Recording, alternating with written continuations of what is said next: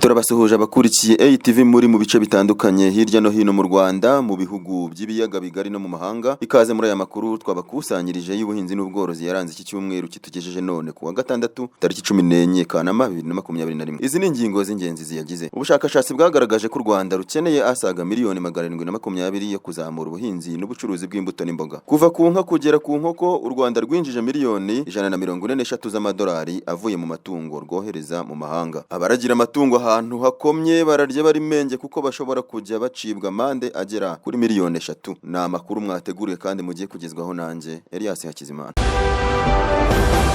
Ubushakashatsi bwagaragaje ko u Rwanda rukeneye asaga miliyoni 720 yo kuzamura ubuhinzi n'ubucuruzi bw'imbuto n'imboga. Umuryango mpuzamahanga wa Kiliziya Gatolika Ceres watangaje ko kugira ngo ubuhinzi n'ubucuruzi bw'imboga n'imbuto mu Rwanda mu bice bitandukanye by'imijyi bitange umusaruro ukwiye, bisaba gushoramo nibura miliyoni zisaga 720 y'u Rwanda mu gihe cy'imyaka 5. Ibi byagarutsweho kuri uyu wa 4 tariki ya 12 Kanama 2021 ubwo hagaragazwaga ibikubiye mu bushakashatsi bwakozwe ku bibazo byugarije ubuhinzi n'ubucuruzi bw'imboga n'imbuto by'umwihariko muri ibi bihe bya COVID-19. Umuryango Catholic Relief Service yateye inkunga ubushakashatsi ndetse na Minisiteri y'Ubuhinzi n'Ubworozi mu Rwanda bagamije kumenya ahakiri ikibazo mu bucuruzi bw'imbuto n'imboga ndetse no ku buhinzi bwabyo. Mu bushakashatsi bwakozwe bigaragara ko hari byinshi bikibura mu bucuruzi bw'imbuto n'imboga bisaba kwibandwaho kugira ngo bishakirwe umuti hakiri kare. Ibyavuye mu bushakashatsi bigaragaza ko nibura hakenewe miliyoni 720 n'ibihumbi 681 na 880 y'u Rwanda kugira ngo akemure ibibazo byugarije uru rwego rutunze abatari bake kandi rufatiye runini ubuzima bwa muntu. Ayo mafaranga ariko azatangwa mu byiciro kugira ngo ikurikiranwa ryayo rigende neza. Biteganyijwe ko nibura bizakorwa mu gihe cy'imyaka 5, aho mu mwaka wa mbere hazatangwa miliyoni zisaga 148 z'amafaranga y'u Rwanda. Ibizibandwaho harimo guhugura no kongerera ubumenyi abacuruzi b'imbuto n'imboga, harimo abagore n'urubyiruko, kubatera inkunga bakabona igishoro kigaragara, kubaka amasoko agezweho, kugura ibikoresho byifashishwa mu gufata neza umusaruro n'ibindi. Umunyamabanga wa leta muri Minisiteri y'Ubuhinzi n'Ubworozi Dr Ngabitsinze Jean Chrysostome yavuze ko nabo biteguye gutanga umusanzu wabo ugamije guteza imbere ubuhinzi n'ubucuruzi bw'imbuto n'imboga, cyane cyane ko ari byo bintu bigifatwa nk'umurimo uciriritse. Yagize ati inyigo igaragaza ibizima n'ibibazo birimo. Bimwe muri ibyo mwabonye ni ibibazo byibazwa, ariko nanone udafite inyigo ntabwo wamenya ikindi gikurikiyeho. Ubu hagiye kujyaho gahunda yo gushaka uburyo amafaranga yaboneka uko yaba angana kose. Bakeneye aho babibika, aho babitwara, ari nabyo tugiye gusubiramo tugakora, ariko bikagendana no kuba hamwe kuko gufasha umwe akenshi biragora. Meya w'umujyi wa Kigali nka hamwe mu hakorewe ubushakashatsi, Rubingisa Pidance yavuze ko hakenewe ubushake bw'inzego za leta, abo bacuruzi bagafashwa mu kubona amasoko bakava mu mihanda, ikindi bakoroherezwa mu bucuruzi, ariko abasaba ko nabo bagira umuco wo kwishakamo ibisubizo no kwizigamira mu rwego rwo kurushaho gutungwa n'ibyo bakora. Minisitiri w'Iterambere ry'Umuryango n'Uburinganire Prof Jeannette Bayisenge yasabye abagore bacuruza imbuto n'imboga guharanira iterambere ry'umuryango, bagaharanira kugaragaza ko bashoboye binyuze mu bikorwa bakora bya buri munsi. Siko bimeze, ntabwo abagore bakorera gusa gutunga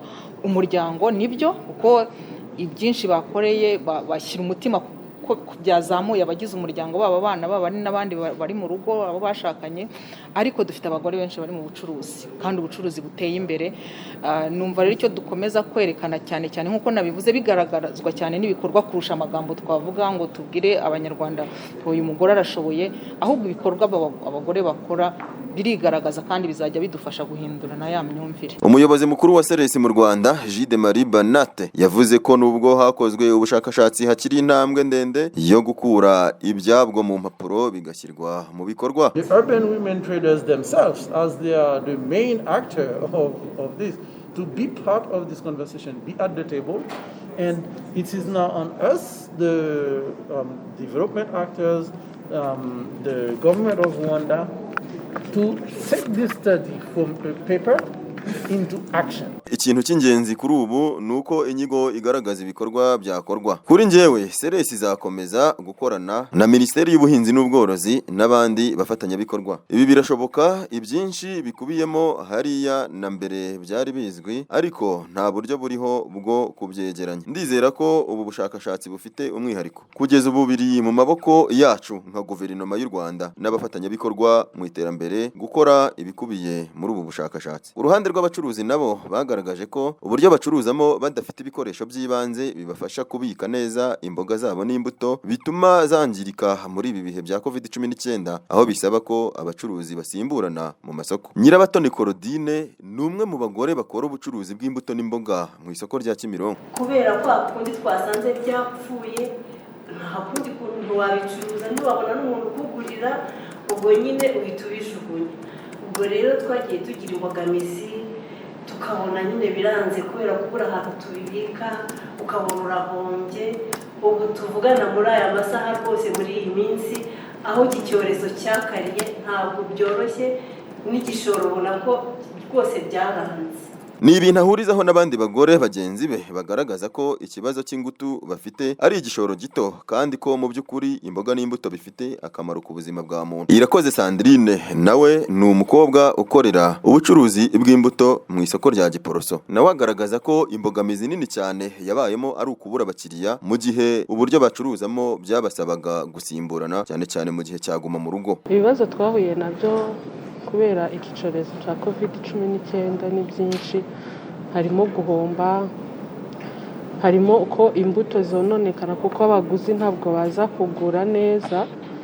Urumva mbere barazaga biboroheye, ariko ubu ntabwo bikiza. Hari amasaha dutahiraho, ugasanga amasaha twe dutahiyeho bihuriranye n'uko abakozi baba bari kuva ku buzi aribo bakaduhahiye, ntibabe bakiduhahiye. Rero ugasanga harimo uruhombo. Bibaye bishoboka bakadufasha ababijejwe, tukabasha kubona ahantu hasi twabasha kubibika heza kugira ngo ibashe nko kurindwa, nubwo byamara iyo minsi ariko bigakomeza bifite ubuziranenge bwiza. Kandi urumva bakatugeraho twese, urumva nimba babashije nko kujya nka Nyabugogo kuko hari isoko rinini, ariko uko biri kose hariyo amasoko nk'ayo mato mato, rero nabyo bakabasha kutugeraho kugira natwe bato bato tubashe kubona ibyo byose byaturindira ibyacu, kuko natwe turacuruza. Umuyobozi mu kigo gishinzwe ibikorwa by'iterambere mu nzego z'ibanze Roda Pascal Ngendahimana yagaragaje ko kuri ubu abacuruzi b'imboga batari bakwiye kwicara gusa. Yabagaragarije ko hari gahunda ya leta yo gufasha abagore n'urubyiruko kwiteza imbere, aho bahabwa inguzanyo ku nyungu iri hasi cyane ingana na 2%. Ubu bushakashatsi bwakozwe hagati y'ukwezi kwa Kamena na Kanama uyu mwaka bugamije kugaragaza ibibazo ubuhinzi n'ubucuruzi by'imbuto n'imboga buhura nabyo mu bice by'umujyi. Bwakorewe mu mujyi wa Kigali, mu karere ka Rubavu na Rwamagana, ariko ishyirwa mu bikorwa rizaba mu Rwanda hose. Turakomeje n'amakuru ya ITV yabateguriye kuri wa gatandatu. Kuva ku nka kugeza ku nkoko, u Rwanda rwinjije miliyoni 143 z'amadolari avuye mu matungo rwohereza mu mahanga. Ni inkuru dukesha ikinyamakuru igihe.com. Ubuhinzi n'ubworozi ni rumwe mu nzego zifatiye runini igihugu n'ubukungu bwacyo, kuko bwihariye 33% by'ibigize umusaruro mbumbe wabwo. Intambwe yatewe mu kwihaza igaragaza ko 90% by'ibiribwa abanyarwanda bakenera biva imbere mu gihugu, nk'uko Minisiteri y'Ubuhinzi n'Ubworozi yabitangaje muri raporo ya 2019-2020. Imbaraga zirushaho gushyirwa mu kongera umusaruro w'ubuhinzi ntube ufasha abantu kubona amaramuko gusa, ahubwo bugakorwa hagamijwe amasoko yaba y'imbere mu gihugu n'ayo ku rwego mpuzamahanga. Ni muri urwo rwego hagiyeho ikigo cy'igihugu gishinzwe guteza imbere ibikomoka ku buhinzi n'ubworozi byoherezwa mu mahanga, NAEB, cyatangiye izi nshingano mu 2011. Ku ikubitiro NAEB yatangiye umusaruro w'ikawa, icyayi, imboga, imbuto n'indabo ari byo byoherezwa mu mahanga. Byaje kwiyongeraho ibinyampeke n'ibinyamisogwe ndetse n'ibikomoka ku matungo uhereye mu wa 2015-2016. Raporo y'ikigo cy'ibarurishamibare y'umwaka wa 2020 Rwanda Statistical Yearbook 2020 igaragaza ko uretse ibikomoka ku matungo nk'amata, inyama, amagi, impu, u Rwanda runohereza mu mahanga amatungo mazima arimo inka, ihene, ingurube, intama, inkoko, inkwavu n'andi arimo imbeba. Ibihugu amenshi muri aya matungo afitemo isoko ni ibyo mu karere u Rwanda ruherereyemo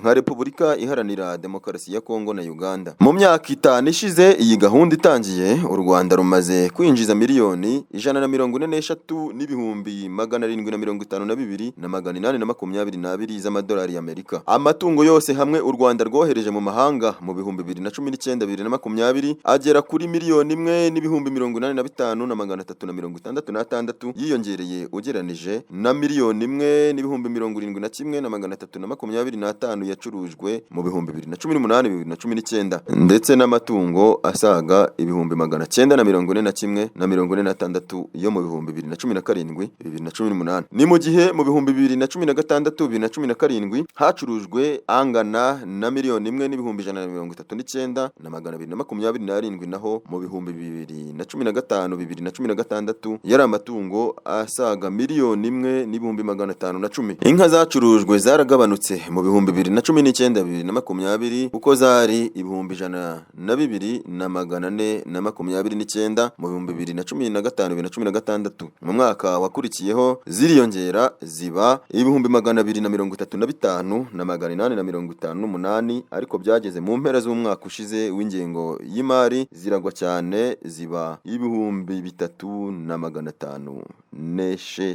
Inka kandi zacurujwe zinjije miliyoni 12,267,201 z'amadolari y'Amerika avuye kuri miliyoni 20,890,236 mu bihumbi 2015-2016. ATV bafitiye andi makuru agira ati abaragira amatungo ahantu hakomye bashobora kujya bacibwa amande agera kuri miliyoni 3. Inkuru dukesha ikinyamakuru The New Times. Kwinjiza cyangwa kuragira amatungo yo mu rugo ahantu hakomye nko muri pariki, mu ishyamba ribamo inyamaswa zitandukanye n'ahandi nkaho bishobora kujya bihanishwa amande ari hagati y'ibihumbi 100 na miliyoni 3 z'amafaranga y'u Rwanda. Ibi byaganiriweho mu nama yahuje inteko ishinga amategeko umutwe w'abadepite yabaye ku wa 11 Kanama 2021 ubwo bemezaga umushinga w'itegeko ryerekeye urusobe rw'ibinyabuzima n'ibinyabuzima byo mu gasozi nk'uko tubikesha ikinyamakuru The New Times. Mu ngingo ya 52 y'iri tegeko rigena ibihano by'uwaragiye ahantu hakomye, bamwe mu badepite ntibemeranyije kuri aya mande azajya acibwa uwakoze iri kosa, aho babiri banze kuritora abandi 57 bakaryemeza. Depite Muhakwa Valence yavuze ko intera iri hagati y'aya mande ari nini cyane ndetse ko hakwiye kujya hashingirwa ku gaciro k'amatungo kugira ngo hirindwe kurengera rimwe na rimwe. Depite Ntezimana Jean Claude we yavuze ko aya mande ashobora kubera umutwaro abantu baturiye ahantu hakomye cyangwa harinzwe. Avuga ko iri tegeko riterekana ingano y'amafaranga ashobora gucibwa uragiye ubwoko bw'amatungo runaka nk'inka, ihene, intama cyangwa yandi. Yagize ati hari amatungo mato buri rimwe rifite agaciro kari munsi y'ibihumbi 100 by'amafaranga y'u Rwanda. Ayo mande agomba guhera nibura ku mafaranga ibihumbi 50 by'amafaranga y'u Rwanda bitewe n'agaciro k'itungo, ndetse ni ngombwa ko hagenderwa ku bushobozi bw'abaturiye utwo duce. Yongeraho ati kuba abantu baturiye agace karinzwe ntabwo ari amakosa yabo kuko bazajya bahora bahangayikishijwe no kurinda amatungo kandi rimwe na rimwe ashobora kubacika akajya aho hantu batabizi. Depite Musa Fazili Harerimana nawe abona ko bidakwiriye ko hacibwa amande ya miliyoni 3 umuntu uragiye ihene ahantu hakomye ndetse akanacibwa uharagiye. Avuga ko hakwiriye kubaho uburyo bagena amande bigendanye n'amatungo. Depite Kayumbu Wera Marie Alice uhagarariye komisiyo ishinzwe ubutaka, ubuhinzi, ubworozi n'ibidukikije yavuze ko impamvu aya mande ateye gutya byashingiwe ku mubare w'amatungo ari kuragirwa ahantu hakomye ndetse n'ingaruka ashobora guteza kugira ngo abantu babyirinde babishyizeho umutima. Yagize ati niba umuntu aturiye ahantu hakomye agomba kwitonda kuko amande y'amafaranga y'u Rwanda ibihumbi 100 ni make ku muntu uragiye cyangwa winjije itungo ahantu nkaho ugeranije nayo ibindi bihugu bituye mu karere dutuyemo byashyizeho. Yongeyeho ko amande aramutse ari make abantu bashobora kuragira cyangwa kwinjiza amatungo aho hantu ku bushake kuko baba bazi ko byoroshye kuyishyura. Inteko rusange umutwe w'abadepite ntabwo yigeze yemeza amande ku ngingo zose zirebana n'umushinga w'itegeko ryerekeye urusobe rw'ibinyabuzima n'ibinyabuzima byo mu gasozi, aho biteganyijwe ko bizasubukurwa ikindi gihe kitaramenyekana. Aya yari amakuru ATV yabakusanyirije kuri wa gatandatu. Turabararikira andi makuru ku buryo burambuye ku wa gatandatu w'icyumweru gitaha. Jewe nari Elias Hakizimana.